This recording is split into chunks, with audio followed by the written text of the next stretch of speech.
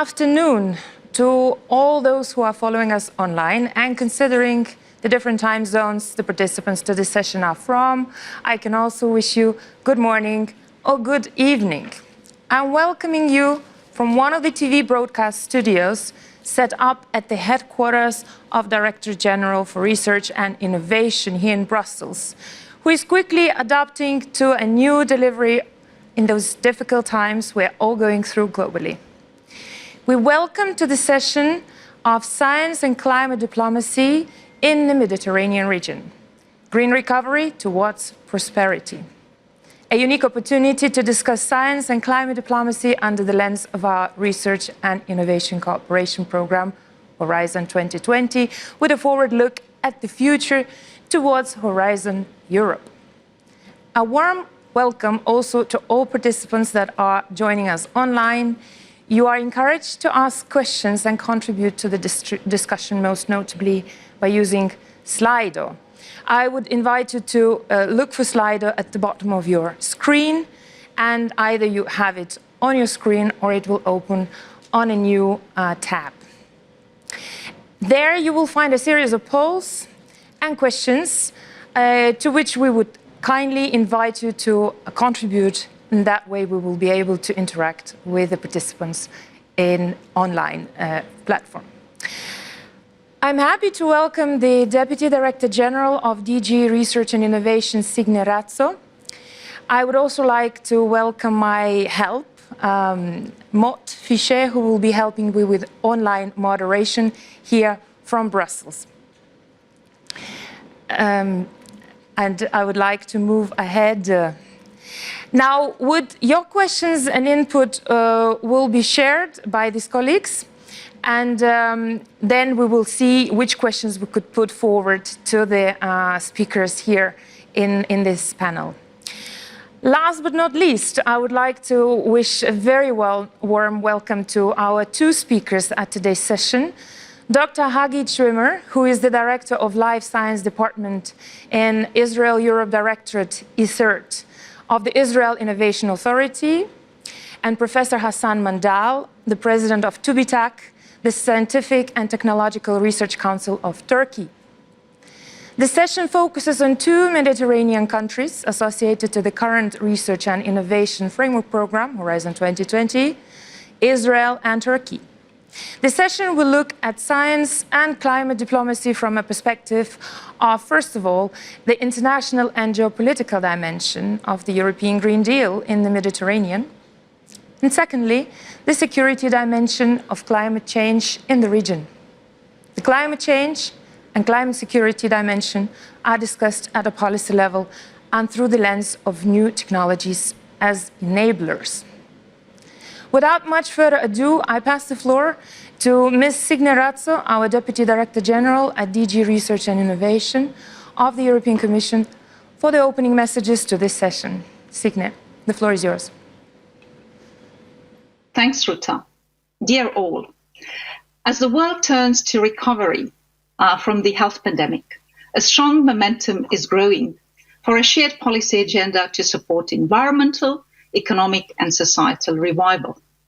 The European Green Deal, the EU's new growth strategy, provides a holistic and collaborative policy direction to create solutions which are driven by sustainable innovation and green technologies.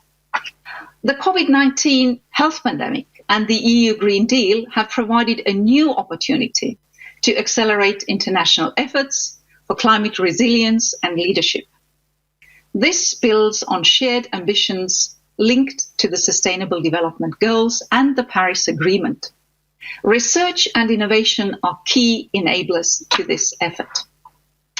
Challenges such as climate change and resource scarcity cannot possibly be solved by one country alone, or even a group of countries. To meet these challenges, it is imperative to work together by using science cooperation and science diplomacy. Mutual learning can play an important role in further promoting and connecting up an international science and climate dialogue across existing initiatives such as the European Neighbourhood Policy and European Neighbourhood Instrument. coupled with the recent Green Deal strategic focus of Horizon 2020.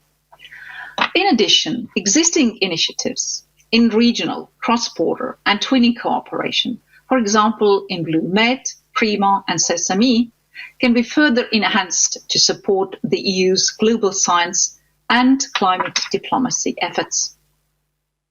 For the EU and its Mediterranean neighbours in particular, strengthened climate-driven science collaboration can create significant mutual benefits.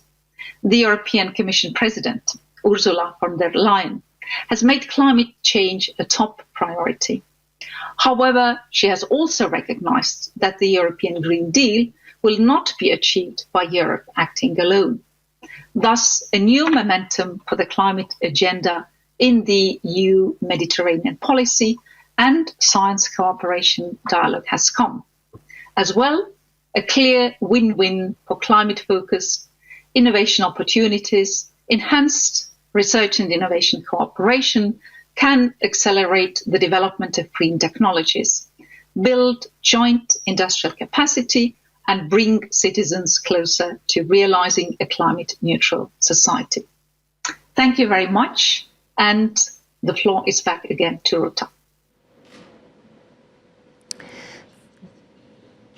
Thank you, Signe, for your opening message of certain inspiration to the session. Before giving the floor to our speakers, I would like to launch a video of Horizon 2020 flagship projects involving not only the associated countries to Horizon 2020 involved in this session, but a number of other countries across the Mediterranean working intensively on finding new solutions to our pressing climate challenges. I would like the video to be launched, please.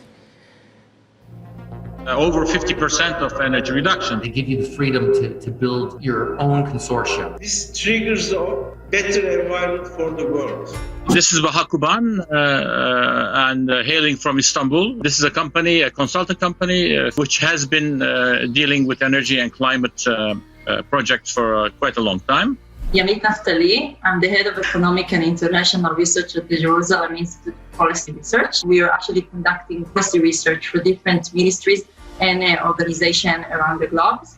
Başakşehir Living Lab is an innovation and technology center, which is in one of the municipalities of Istanbul Metropolitan Municipality. This is a public organization belonging to the municipality. I'm Georgios Sileos. I'm a professor of Oceanography in Democritos University of Thrace, the Department of Environmental Engineer. I am coordinating a research project funded by Horizon 2020, and it's called Odyssea. It is a project which involves 28 partners from 14 countries. The smart city projects are test tubes. The test tube is the small area of the city that you choose. And in that area, you do some very advanced things compared to the rest of the city. These advances are in the three pillars. Energy for buildings, you go for renewable energies, locally produced, and you go for mobility, but also integrated infrastructure. So R2Pi was a project having to do with or connected with the circular economy, investigating businesses in Europe. We wanted to understand how they came to their circular economy business models so that we could actually sort of make those models available to other companies in Europe. What we are trying to do is to develop electronic platform which will make marine and maritime data easily available for the end user. Urban Nature Labs means that the cities will become more green and blue around the city. So greening the city using nature-based solutions is the main priority of UNELAB. The buildings are basically retrofitted deeply. So you have over 50% of energy reduction, first of all. And this helps, of course, very much the bills. I think that basically Horizon 2020 enable us to collaborate with other partners, research partners and business partners from Europe and from different countries to learn from them. They can learn from our experience. In every Horizon program, including UNELAB, there are consortium partners. So there's a big knowledge base behind this. Having access to this knowledge is a value.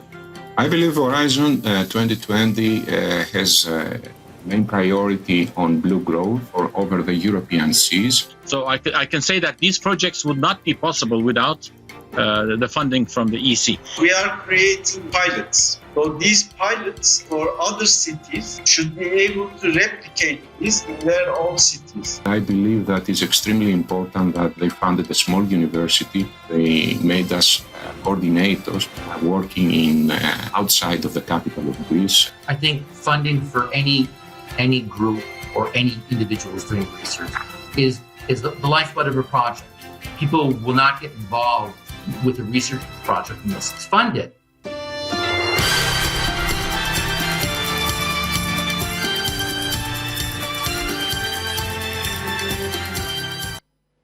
Wonderful. We're back to the studio now, and let us move on with our speakers and our discussion. So I would start with Dr. Hagi Schwimmer. In ISERD, your responsibility includes implementing Horizon 2020 in Israel.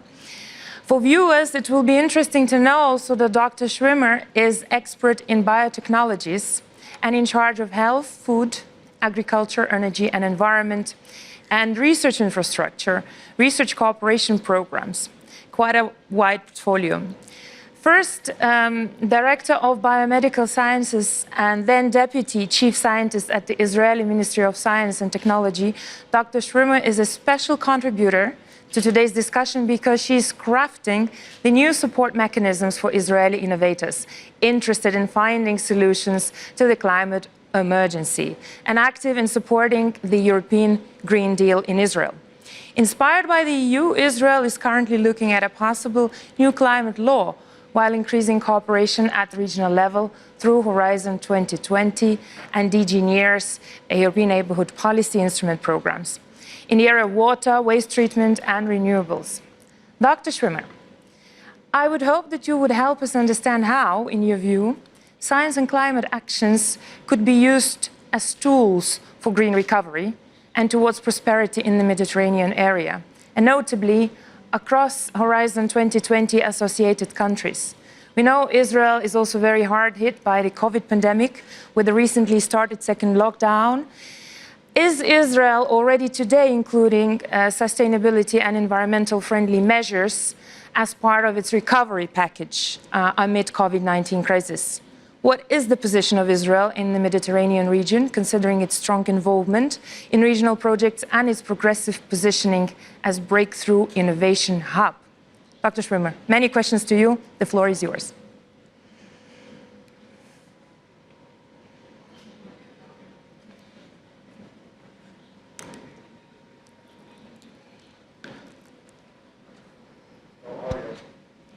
Thank you. Can you hear me now? Thank you very much for the opportunity and for the invitation.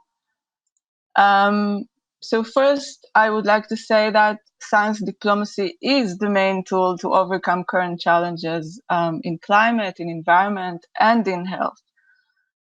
The climate change, with all its implications as other environmental challenges, has no borders. Desertification is already here in the Mediterranean area, in Israel, and as well as in our neighboring countries. We all need to think about regional water management, about food security and safety, and the implications on public health, economy, and the society. Some challenges we all share, and sharing knowledge and best practices can benefit everybody. But more than that, climate challenges doesn't see borders, and it is impossible to solve an environmental problem in one region without considering the neighborhood. For example, for water management, food, air quality, and also pandemics. It's true also for pollution. Air pollution doesn't stop in the border. We all share water sources, the same water sources. And nowadays we know that viruses also cross borders very easily and affect public health as well as the economy and society. So the only way is to join forces of science and innovation to avoid the tensions and fighting over natural resources. To fight together the overexploitation of natural resources, the loss of biodiversity, or the GHG emissions. If Israel, for example, has the innovation to confront these challenges, sharing the knowledge with the neighbors is crucial to have a real impact. So if we're talking about science diplomacy, I would say that regional partnerships can be an excellent tool to encourage collaboration and to promote solutions to region-specific challenges. PRIMA program, for example, is an excellent example for such a tool. PRIMA is a partnership for R&I of 19 countries across the Mediterranean. Turkey is also there. 3 are associated countries, 5 are third countries, and the other are European. We're all sharing a critical mass of stakeholders from all sectors to foster cooperation, contributing to extend the achievements of climate neutrality in the whole Mediterranean area. An increase in climate adaptation, it must be a regional issue. So PRIMA connects countries in the region, third countries also, and encourages the collaborations between countries under a joint agenda. This is the way to do it. And so PRIMA, like other partnerships, need more support and more incentive to grow and to increase the impact we want it to have. We think the interest is not only for the current partners in the program, it's the interest of maybe the European for sure, but also for the whole world. And for associated countries are part of Horizon 2020. We see it like this. We share the knowledge and the innovation. We share we combine forces. We also share the challenges in the agenda for research and innovation. Benefits go both ways, as they should. I think science and climate diplomacy should be used, taking advantages of the current R&I framework program, the next one, I hope, and strengthening the involvement of the associated countries with the understanding that it is a win-win situation, and it is for the benefit of everybody in the general program and also in the region-specific programs like PRIMA. So supporting joint programs, initiating region-specific programs like PRIMA are extremely important. It should always fit as much as possible to the national agenda of the countries that are involved to connect to the policymakers. If a program is only top-down and doesn't fit to the specific country, the impact will be small and insignificant. If a country can use the international program to promote also its national goals, everybody wins. So science diplomacy and scientific collaborations should be beneficial to everybody. It must be a win-win situation. For that reason, a close attention should be paid, and any partner or region in specific programs. As to the sustainability and environmental friendly measures as part of the recovery package from COVID-19, as you mentioned, we are just the situation here in Israel now is to how to confront the pandemic and how to decrease infections. The connections between infections, public health, climate action, and healthy environment will have to be discussed, but it will be only in the next step.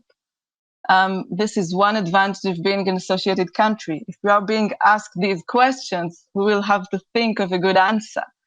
And we should have a good answer for the combined challenges. And the position of Israel is strong involvement in regional projects and progressive position in Breakthrough Innovation Hub. This is true. Israel in general sees major importance in regional projects. It comes from the government, from several ministries. Ministry of Foreign Affairs asks to expand the involvement of Israel. The Ministry of Environmental Protection, each governmental body from its point of view, from different point of view, but this is a shared goal for everybody. In the aspects of adaptation, resilience of mitigation of emissions. It's a moral duty, but also big opportunity. The climate crisis should be treated as an opportunity to build relations. And I think I answered all of your questions, but if not... Thank you very much, Professor Schwimmer.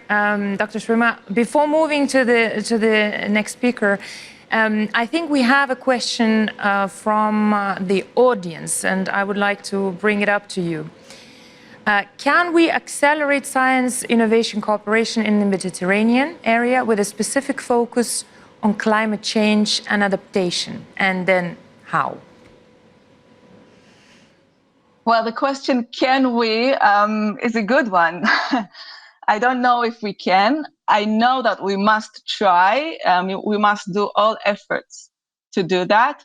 As I said before, it's a shared goal. We must have it because if we won't have collaboration, it won't be possible to solve the climate crisis or to confront the current challenges we have at the moment. So you're saying it's a must, it's not a luxury, it's a must. I think that is an important message. I would like now to move to our next speaker, and then we can come back to questions and answers, and back to you, Dr. Schwimmer. Professor Hassan Mandal, pleasure having you. And for the audience's information, TÜBİTAK, that you head, also acts as an advisory agency to the government and on science and research issues. It is our pleasure having you, and you have a long experience in both research and academia, winning various national and international science awards. Professor, you are currently member of the Turkish Academy of Science, TÜBA. You are also in World Academy of Ceramics and Academia Europaea. So you have a lot of honorable positions. Your voice is important in this discussion, and we know that Turkey has been active in intensifying its efforts to integrate climate change adaptation into national, regional and local policies in line with the country's sustainability and development goals. And that is very important, as Turkey is said to be one of the most important or importantly impacted Mediterranean countries from the climate change. So transnational cooperation with neighboring countries make it a necessity to join efforts in common projects contributing to the region's adaptation capacity. TÜBİTAK has been instrumental in the development of detailed regional climate projections, as far as we know, and relevant supporting actions to that effect. Professor, with this background in mind, what would be your vision for a distinct role of science and climate policy in the EU and Mediterranean cooperation, including also the regional security perspective? Can we consider climate commitments undertaken in Paris Agreement as a new instrument for regional science and climate cooperation? And Turkey has the ambition to become more active in the climate dialogue. How could we push the regional dimension to the next level? Professor Mandal, many questions to you too. The floor is yours. Thank you very much. So I'll have a short presentation. So it's a pleasure to join the European Research and Innovation Days in the session on climate diplomacy for the Mediterranean region. As the president of the Scientific and Technological Research Council of Turkey, shortly TÜBİTAK, I upgrade all the speakers and participants. Climate action already has a central role in the European Green Deal, with supporting the policies towards a climate neutral continent by 2050. Similar to ongoing pandemic, as we TÜBİTAK also recognize addressing systematic challenges require a co-creation-based approach. It is our vision that there will be an important role for co-creation-based collaboration, as in all systematic challenges, also to reduce the impacts of the climate change in the region. Next slide, please. Based on the most recent scientific findings, there is evidence that the Mediterranean region is warming faster by 20% when compared to the global average. These findings underline that our region is under more pressure, more the impacts of the climate change than some of the other regions across the globe. When the current policies are considered, this ongoing temperature increase is foreseen to exceed, unfortunately, 2 degrees Celsius by the year of 2040, with further increases in the following years. So therefore, it is clear that the impacts of the climate change extend across multiple securities: food security, water security, and the health that requires a broader security perspective. It is the aspect of the food security. While food demand will continue to increase, the impacts of the climate change on the food supply will increase as well, including impacts on the crops. In the aspect of the water security, over 250 million more people will be water poor in the Mediterranean region, with an important impact on fresh water availability. In the intersection of the health and security, the frequency, intensity, and the duration of the heat waves and drought will pose significant health and regional security risks in urban and rural areas. There are environmental changes in ecosystem, from wildfires to biodiversity. Sea level rise alone can impact 1/3 of the entire Mediterranean population by 2100. All this represent the challenges that require an R&D and innovation-based approach to providing solutions that contribute to strengthening climate mitigation and adaptation. I would like to, can we have the next slide, please? So I would like to underline that as TÜBİTAK, we recognize that addressing challenges require accelerated R&D and innovation processes. We have been implementing a new strategic approach that is based on a new knowledge creation and new human resource development in co-creation model towards outcomes and impacts. During the ongoing COVID-19 pandemic, we have also seen that the significant benefits of co-creation, especially in the COVID-19 Turkey platform, that involves immunity-oriented vaccine and treatment-oriented drugs development projects with 436 researchers across 49 institutions sharing resources and infrastructure while obtaining important results. The experience of TÜBİTAK during the pandemic is valid for addressing similar systematic challenges. In aspects of how our experiences underline the importance of the coordination of the ecosystem for co-creation.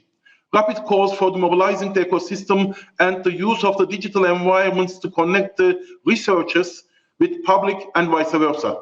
These experiences have allowed us to advance the frontiers, what we perceive as possible through co-creation-based collaboration and for mobilizing the ecosystem against pressing challenges. These experiences are not limited to the pandemic, but all challenges, particularly persistently ongoing challenge of addressing the climate change. Especially in the Mediterranean region, with the accelerated climate impacts, we need to strengthen accelerated processes based on co-creation-based collaboration that leads our societies to succeeding in making a transition for sustainable development. These transformed features include innovation that is reiterative, open, driven by the systematic challenges, and multidisciplinary with systematic planning of resources and enduring the innovation culture. We clearly see that knowledge transfer is no longer sufficient. What is now required is co-creation-based R&D and innovation. All these transformed features will provide more speed and direction in addressing challenges as we seek a societal transition for a more sustainable future. So the last slide, please. When we look at the upcoming Horizon Europe missions, 4 of these missions are directly related to the European Green Deal and its targets. Processes with co-creation-based collaboration will strengthen the social transformation for adapting to the climate change. At the same time, solutions based on R&D and innovation is essential for climate neutral and smart cities, ensuring soil health and food security, as well as the biodiversity on which we depend from healthy seas, coastal and inland waters. We can also integrate science and climate diplomacy, as well as the science with climate policy, for providing an integrated response with support from the co-creation-based collaboration. Targets for a climate neutral continent by 2050, decoupling of the economical growth from the resources usage and leaving no one behind during the societal transition will be possible with the targeted contributions of the research ecosystem. Transforming a green, sustainable recovery with R&D and innovation requires co-creation, and in turn, co-creation can allow the Mediterranean to reach the more secure future. Addressing the climate change requires a global effort, while the Mediterranean region has a great potential for increasing its contributions to climate mitigation and adaptation. We look forward to supporting the power of the research ecosystem and research ecosystem stakeholders based on the co-creation to address the climate challenge. Thank you. Thank you, Professor Mandal. Let's check what the public thinks. Maybe there are some burning questions for us. I would like to ask one question I see here. The pandemic has shifted attention from the climate emergency to the health emergency. Is there a possibility to combine these two emergencies, or rather to combine solutions, I would say, to these emergencies? What do you think, Professor? Ensuring health and well-being, affordable and clean energy, sustainable communities and cities, responsible consumption and production, as well as the climate action, are all included in the scope of the Sustainable Development Goals of SDGs of UN. In addition, it is hard to mention one goal without the other because there are interlinkage between them. Most importantly, from my perspective, there are significant opportunities for recovering from pandemic in more sustainable ways, especially based on cleaner and more resource-efficient production models. An important contribution to these opportunities is directly signaled through the new European Green Deal's calls, including 8 thematical and also 2 horizontal areas. The European Green Deal's calls on increasing climate ambition, as well as a clean, affordable, and secure energy, and others will provide an important opportunity for our researchers to collaborate with other researchers for effective solutions. Thank you very much, Professor. Thanks to both speakers for interventions. And let's look now at the voice from the public through Slido. I understand that we will now have some questions where public will be able to vote. There will be 3 questions. I am going to read those in a second, and the most popular question will be answered by our both speakers. Could I have the questions? 1. Do we have the questions?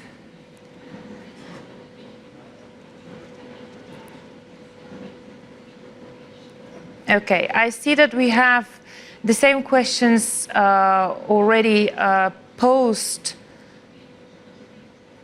on the climate and health emergency being merged.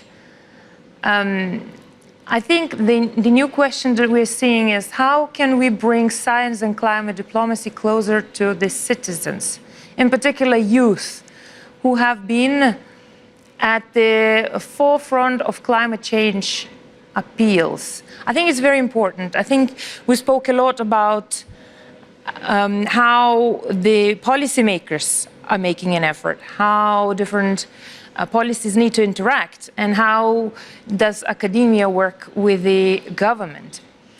But how do we engage the citizens? They are affected directly. Do we engage them? Do we co-create together with citizens? I see one answer. Youth hackathons embrace their tech savvy.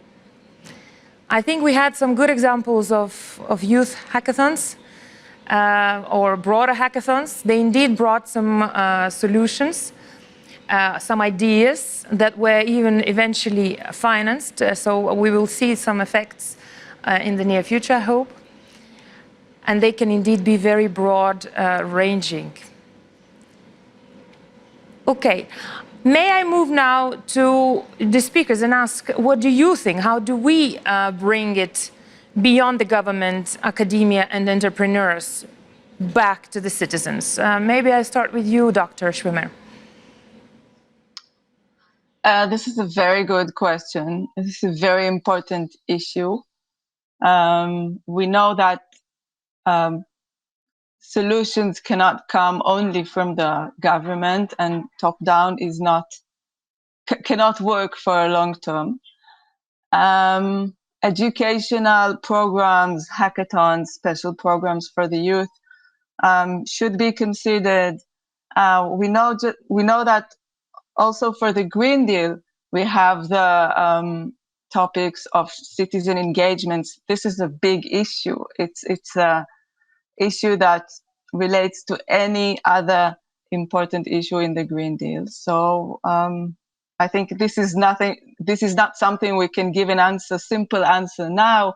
It's something to consider, to the experts to consider, but to think it very seriously. Thank you.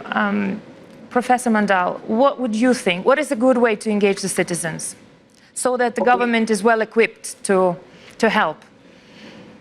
So, I mean, I think it's if we are looking for the normally, it's called an helix type of innovation models. I mean, it used to be a triple helix. It used to be in the past, which means university, industry, and government. But now, especially when we are talking about the sustainability, so the major, actors is using, of course, is the public.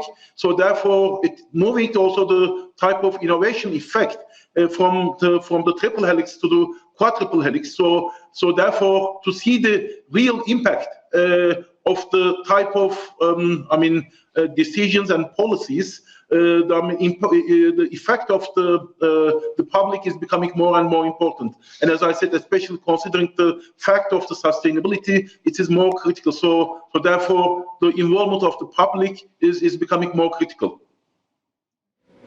I would very much agree with you, Professor, and indeed we need to think. I think it's a pretty novel place of co-creation that we need to explore.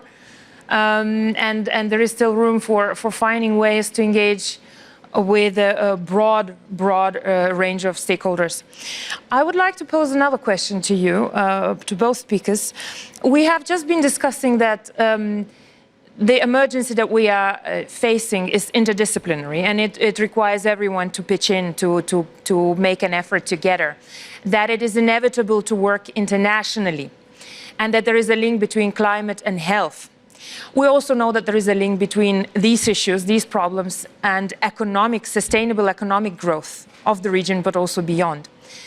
Now, would you think that working on climate emergency and working on health issues is actually an opportunity for the region to come together and actually improve overall relationship? Is that actually an opportunity? Is that a tool? Is climate and science potentially a tool to use for making excellent regional international relations? Dr. Schwimmer, maybe I start with you. I think any challenge, any crisis even, is an opportunity. The smart thing is to take this challenge and to make it an opportunity. And this is exactly the situation we're facing now. If we will know how to combine a solution for the environmental issues and to know they're linked to the health issues, everything is linked. We will know how to be stronger in the economy, stronger in the society, and confront future pandemics or crises or whatever we have. This is definitely an opportunity. Professor Mandal, what would you have to offer? Yeah, I mean, I also agree on our colleague what has been just shared, that I mean, how, for example, the current challenge which we are having all globally on this COVID-19 pandemic, but also, I mean, during my contribution, I try to explain that how this type of difficulties and challenges, if it is come with the right models, I mean, at least in Turkey, what we have been experienced to bring all the forces together, I mean, by means of the co-creation in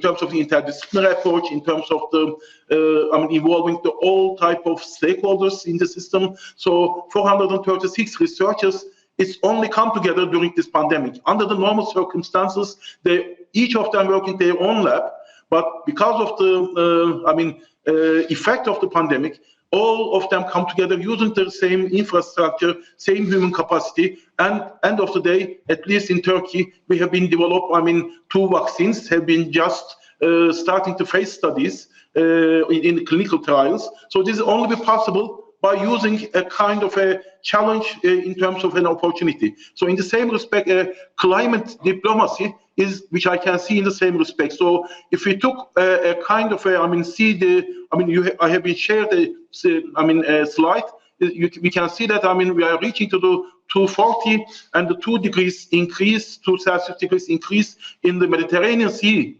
temperature. So it's a really crisis. So we can use this opportunity, although it's a challenge, but we can use similar to like in pandemic. So we can maybe, we can get a opportunity to find better solutions, and this only be possible by co-creation and co-creation in a not only the national side, definitely by means of the international collaboration. Thank you so much. I think this really wraps up very, very nicely what the main messages for the sessions are.